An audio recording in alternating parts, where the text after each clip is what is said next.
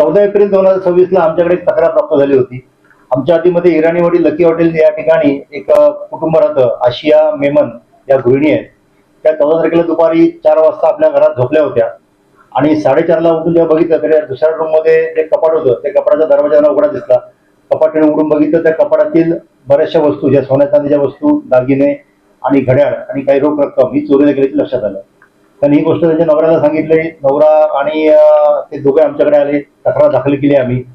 पण तपासामध्ये आमचं असं निष्पन्न झालं की ही चोरी कुठल्या बाहेरच्या व्यक्तीने केलेली नाहीये. घरातलाच कधी बिल्डिंग मधलाच कोणतरी असेल. तर आम्ही त्या ठिकाणी आमचे डिटेक्शन ब्रांचचे सब इन्स्पेक्टर देसाई साहेब आणि त्यांची टीमनी पूर्ण 7 दिवसामध्ये जवळजवळ त्या एरियातले 40 ते 50 CCTV चेक केले आणि इतर आम्ही टेक्निकल डाटा आम्ही प्राप्त केला.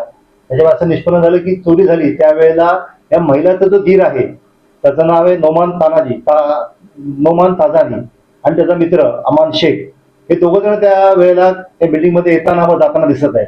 आम्ही पूर्ण फोकस या दोघांकडे केलं आणि त्यानंतर दोघांना मी उचलल्यानंतर त्याकडे चौकशी केली. तर त्या दोघांनी कबुली दिली की आम्ही या घरी चोरी केलेली आहे आणि चोरीचा जो माल आहे आम्ही तो तुम्हाला देतो. त्याच्याकडून आम्ही जो चोरी झालेला जो दागिने आणि घड्याळ किमती वस्तू होत्या त्या आम्ही जप्त केलेल्या आहेत. त्यातली जी रोख रक्कम आहे ती रोख रक्कम बऱ्यापैकी त्यांनी त्या आठवड्याभरात खर्च केलेली आहे खाण्यापिण्यामध्ये. तर ती हस्तगत करता आली नाही. जी काय उरलेली रक्कम आहे ती आम्ही हस्तगत करत आहोत. तो जो नोमान जो आहे ज्या तक्रारदारांचा धीर आहे तर त्याला मी चौकशी केली तर त्याने सांगितलं की तो कर्ज त्याने घेतलं होतं. त्या कर्जाची रक्कम भरण्याकरता त्यांनी चोरी केली सांगितलं. तर त्याच्यावरती देखील आम्ही आता तपास करत आहोत. किती वेळ लागला आपल्याला आणि आपल्या टीमला? पूर्ण 6 ते 7 दिवस नॉनस्टॉप डे नाईट ही आम्ही तपास केलेला आहे. कारण जर प्रोफेशनल चोर असता तर कदाचित लवकर भेटला असता. तर घरातलाच चोर होता त्यामुळे आई नाजूक गोष्ट होती.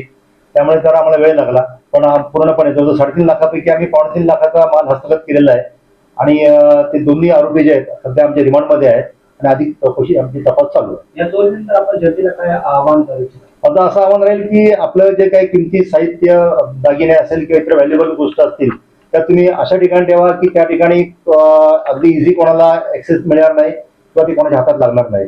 आणि घरच्यांवर पण इतका विश्वास ठेवू नका की जे आपल्या घरातून चोरी करून घेऊन जातील.